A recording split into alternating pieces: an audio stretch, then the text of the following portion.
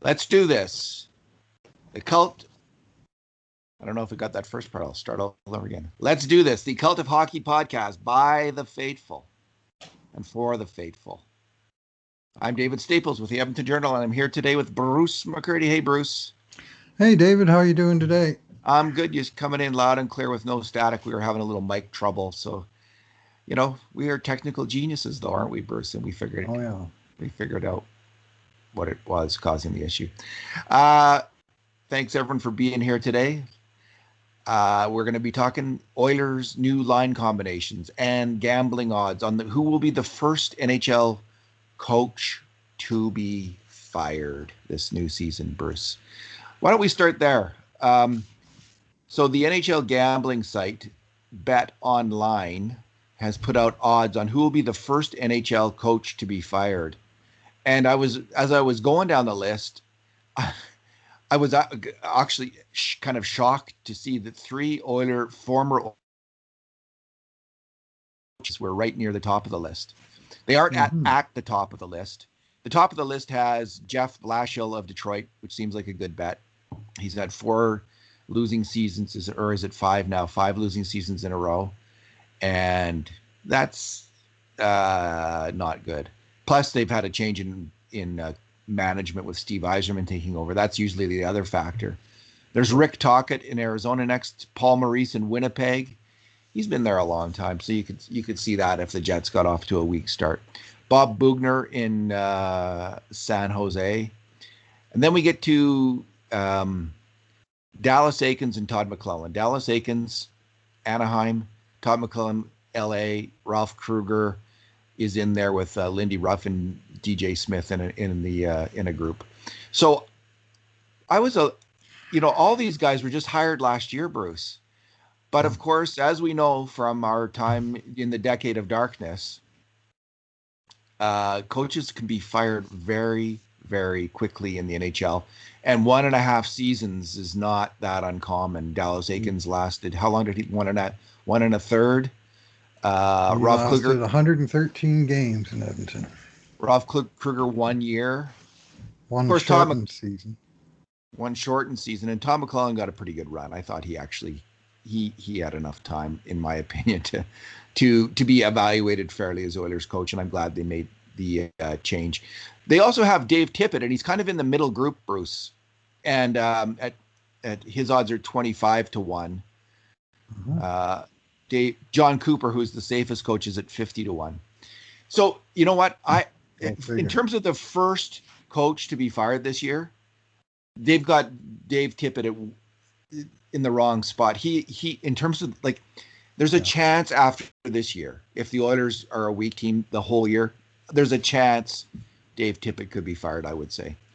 But Bruce, there is almost no chance he will be the first coach fired this year, given Ken Holland's preaching patience, his continuity, his well-established record, which you have pointed out many times, of giving every player who comes in their fair chance at seasoning, additioning for the team. Ken Holland Dave Tippett will not be the first coach fired this year in the NHL. And there is no chance. No chance. And you never say no chance, but it's like 99.999. I'll say no chance because, I just don't see. The first wave of firings will probably be, 15 to 20 games into the season? Typically November is when teams start sacking their coaches. And, I mean, that's McLellan got sacked on November 20th. Mike Babcock got sacked on November 20th. Just 2 that come to mind right away. That 20 games in, if your team is going nowhere, that's the time. But there's no way he gets fired that early. I can't tell you who will get fired ahead of him, but just that someone will, more than one someone. Yeah. The only there could be some lightning bolt from maybe he said something in the past which is now deemed to be a horrible thing. You just never know. Yeah. So what happened to I'm not Dallas saying guy, I'm not saying that's a possibility with Dave Tippett. But just in terms of can I imagine scenarios unrelated to the coach's winning record in the team in today's world? I can imagine that with any individual on earth at this point. So, but let's just rule that out. If it's just hockey related, chance. Yeah, no chance. Or just 1 in 10,000, I'll say, a chance. I just don't see it. But as you know, Eakins, does he have a way of wearing out his welcome? That's unfair of me because he's a different coach. He's a much more experienced coach, and I think that they'll have patience with him in Anaheim. McLellan is Rob Blake that's his hiring. I think they're going to have patience with Todd McLellan. Ralph Krueger in Buffalo, I don't know where he stands necessarily with the owner or the new management. I don't know. But that's one kind of warning signal a little bit, that when you get new management of a team, the guy who didn't hire Ralph Krueger, right, as the boss, that's sometimes a warning signal. Plus, there's the heightened expectations with Buffalo this year. They've got Jack Eichel. They've signed Taylor Hall. So I could see Krueger. I think Krueger is rightly near the top of that list. You know, if you're going to make a list like this, Krueger, that makes sense to me. Well, here's a clue. Tip last year's standings upside down and look and see how it looks. They list 9 guys on the hot seat, and 7 of them are the 7 who missed the expanded 2014 playoffs last year. So it's a safe way to do a list like that. Yeah, it's a very sound way. That's sound methodology. It follows that all of Dallas Eakins, Todd McLellan, and Ralph Krueger, the 3 former Oilers coaches, none of them even made the 2014 playoffs last year. So that's an interesting coincidence. Yeah. Bob Bouchard. Meanwhile, Dave Tippett did make the playoffs, or the play-ins at least. Yeah, I wonder why they have Paul Maurice there. Like, I guess because he's been there so long and had lots of chances, and they might want to shake it up a little bit. And I don't know if the new economics of the NHL will have any impact on and the COVID shortened season, like the weird circumstances. I mean, you don't need to fire the coach to shake things up to sell tickets, at least, right? Like to the games. That's not going to be a factor. I don't know how much of a factor that's been in recent firings in the NHL. My guess is that they won't really there won't really be that much of an impact. That we'll see kind of a fairly normal season in terms of firings. Maybe a few less than, just because it's hard to bring someone in the COVID world, have people move about. It's easier for things to remain static, just because it's hard for people to move, and it's. Well, typically it's an interim coach anyway. Once a guy gets fired, so it's a guy already on staff. That's true. Or within the organization. So, but it may be a different type of season in that respect, just because there's so many restrictions in place. So Holland, in his 25 years, I think it was, in Detroit, or was it 23, 25, 23, I think he had 22 as the GM. Mm-hmm.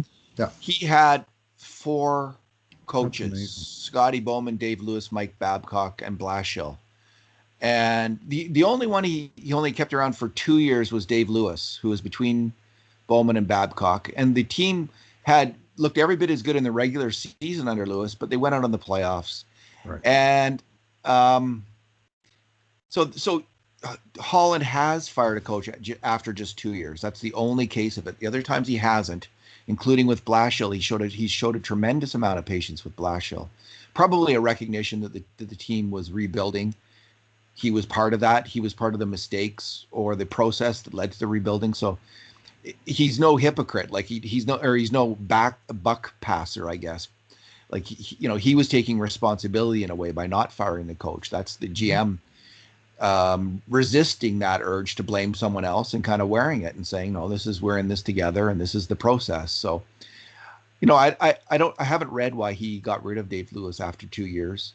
But there must have been some things that he was dealing with the championship caliber team that wasn't advancing in the playoffs. So I think it was probably just thinking, we're not going to. There's some reason here that I don't think we're going to advance with Lewis as the coach, and we just need to shake it up in that regards. And with an older team, you always had, that Detroit team always had older veterans cycling through. There was always kind of an urgency to win with that team, with the players that they had. So I can see why he might have done it under those circumstances.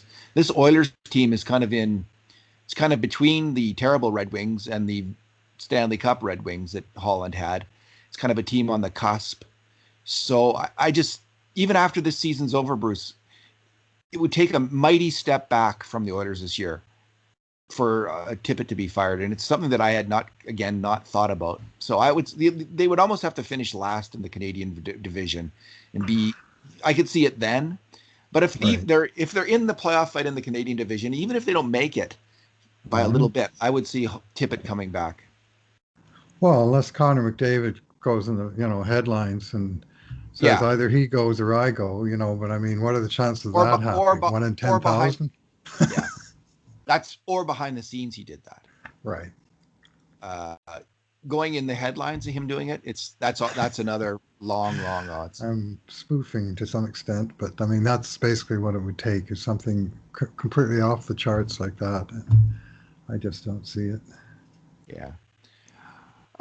Bruce, Dallas Stars have six players who have tested positive for COVID and 2 staff members.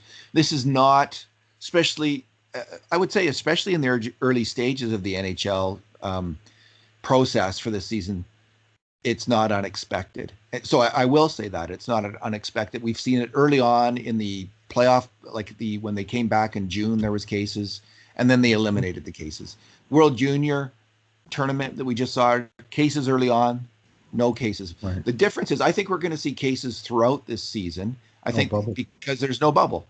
And we're just going to have to roll with the punches. I'm just hoping it's not the Oilers that are hit hard with this kind of thing. And I think it's less likely in the Canadian cities just because community spread in the Canadian cities is almost without exception lower than across the United States. Community spread is higher in almost every single American jurisdiction compared to almost every single Canadian jurisdiction. That changed for a short time with Manitoba being higher, but 40 of the American states are always higher than any Canadian provinces. I think a safe comment. So I think we're going to see it less likely in Canada, but we will see it now and then, and they'll just soldier on, I guess.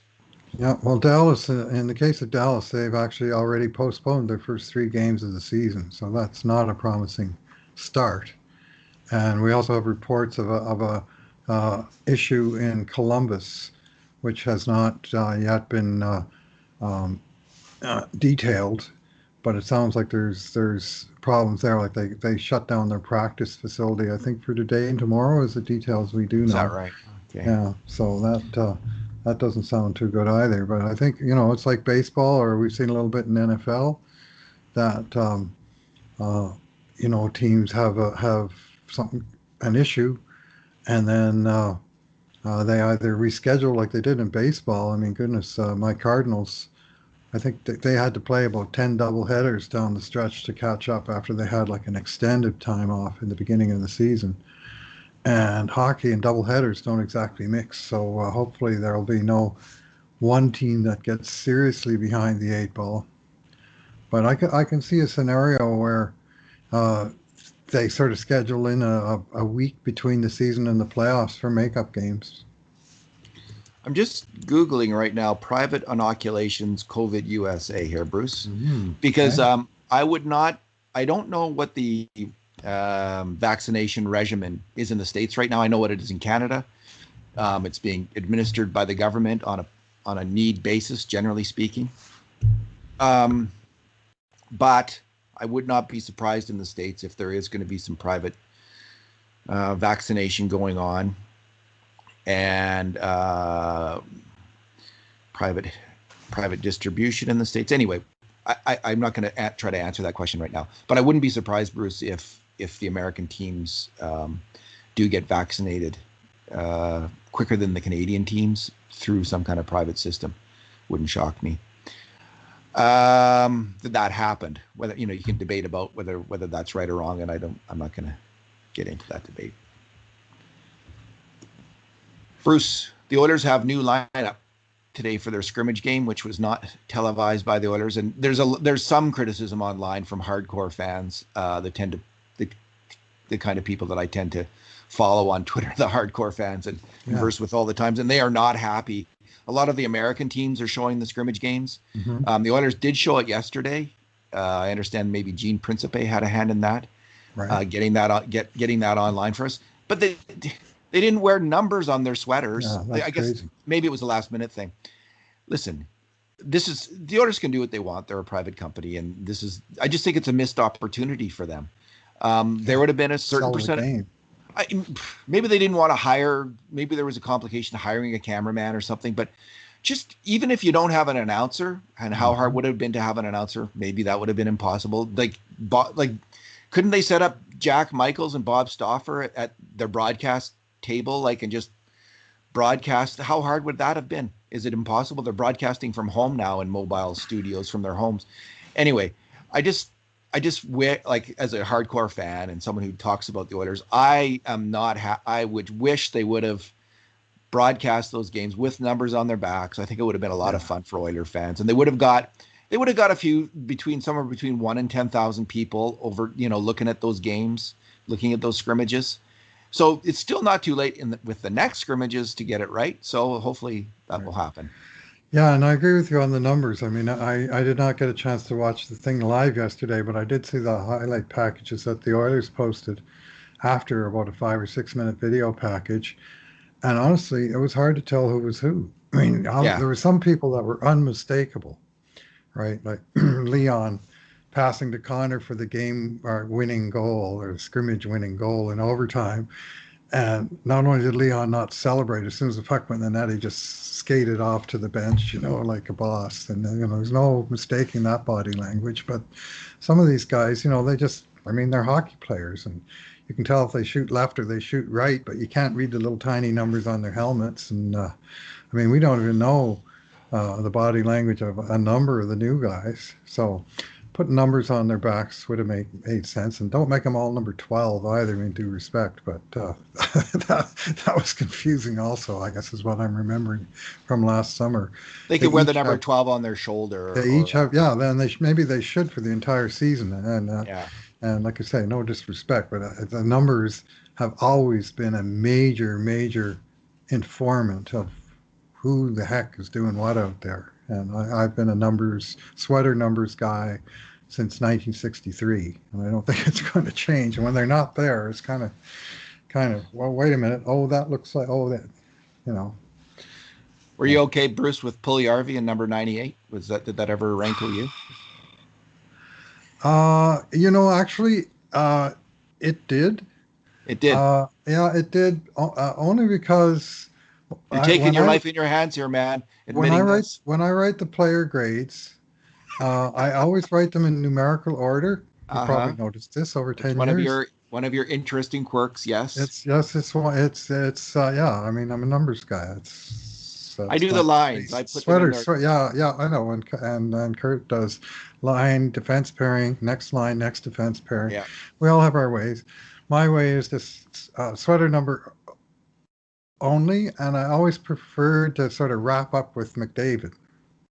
So when Puljujarvi took 98, sort of, here's this sort of coda at the end of the most important players comment, and so I'm not disappointed that he changed just for that reason, which is, it's got nothing to do with him.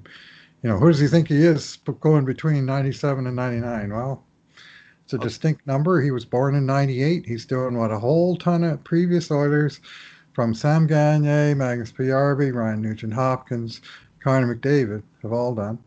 So, you know what? I hadn't even ever thought about it that much, but I was hoping, strangely enough, that he wouldn't change numbers, and it was for my own superstitions. There's always superstitions around numbers, but it was my own superstitious reason that I was hoping he wouldn't change numbers, because the most similar narrative we've had to Jesse Puljujarvi in the last decade is Nail Yakupov. And in his second, in some different attempt to change his luck with the Oilers and change the narrative and change everything, he changed numbers from 64 to 10, was it? Mm-hmm. And that didn't work out. So I was hoping, I had it in my, I don't know why I was thinking of this, but I just thought, I hope he doesn't change numbers. So for what that's worth. You know what, in terms of the 98 thing, and Jim Matheson, my longtime colleague at the Edmonton Journal, who's been a fantastic colleague and a friend of the Cult of Hockey, has participated in our player rankings. He got in a lot of hot water for crabbing about this. And I would just say, like, people need to understand, like, I can understand them, if you think this is a petty thing for anyone to mention it, but the NHL is this weird culture, and these kinds of things do matter. This might be shocking to people who aren't part of it, but there is a strict hierarchy, and there are all kinds of unwritten rules around that hierarchy in the NHL. And I did a series of stories a few years ago called The Oilers Way with Barry Stafford, who was the trainer on the Oilers and was the trainer on more he was involved in more championship teams between Stanley Cups, Olympics, World Champion, like U of A Golden Bears, than anyone else in hockey in their lifetime. He I think has set the record. He was on 15 major championship teams, Bruce. And so he saw what winning teams do, and he just stressed that there is all of these unwritten rules in hockey about what you're supposed to do, what you're not supposed to do. And I don't know if it was just Maddie upset about Puljujarvi wearing 98, or if this was a bigger thing. If in some way Puljujarvi broke an unwritten rule, I can't say or not, but strikes me that that's a definite possibility here, that this might have been going on. Now that might sound weird to you. It might sound weird, like, what? Weird to me. But in the world of hockey, that might have happened. That's all I'm saying. Well, I'm told that 13 is a lucky number in Finland, and that Friday the 13th is a lucky date. So maybe for Jesse, 13 is the answer to that. Really, that cheered me up, because I had this superstitious reaction to it, because of the Yakupov thing, which is completely like, what, they're not related, like they're two different people. What does it matter? Like, there's no relationship there. But I'm glad to hear that nonetheless. It soothed my superstitious fear, Bruce. So thank you. I got that from Freya 1987 on Twitter, who's a huge Jesse fan and a Finn. The hugest. And who knows her stuff? Jesse Puljujarvi fan, the hugest, other than Dustin Nielsen, perhaps. And I'm also a big Jesse Puljujarvi fan. Mm-hmm. So, and hey, Bruce, what I noticed with him is there's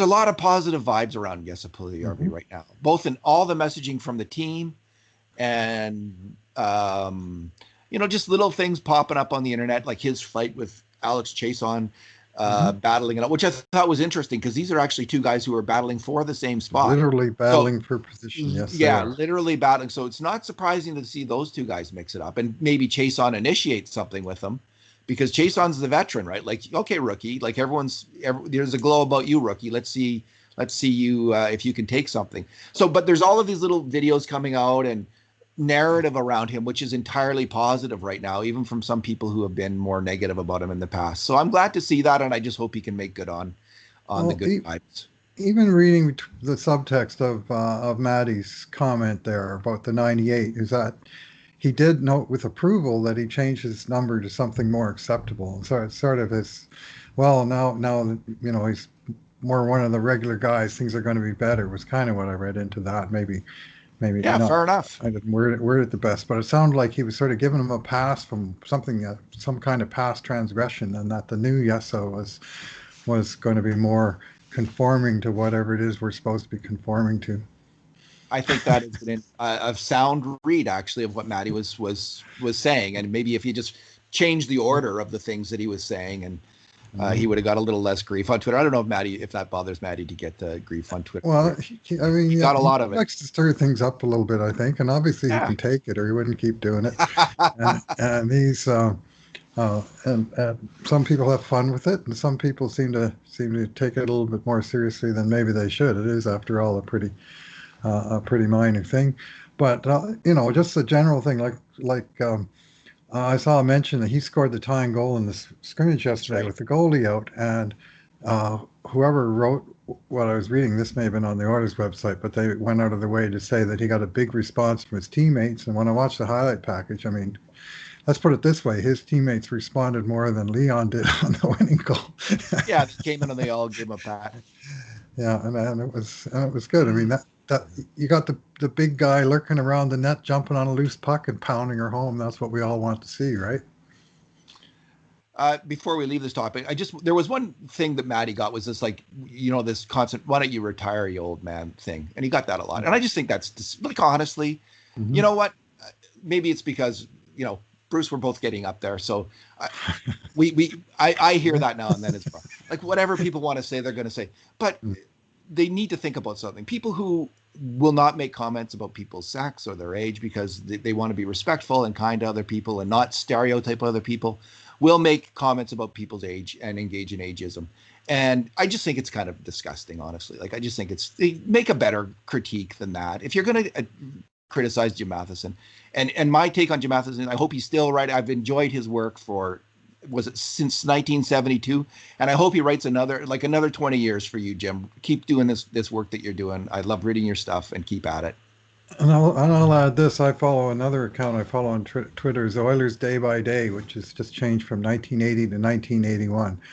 And they frequently, in their sort of daily updates, will post a picture of a column, invariably written by Matty, covering the Oilers of that day 40 years ago, and chock-a-block with information and observation and quotes and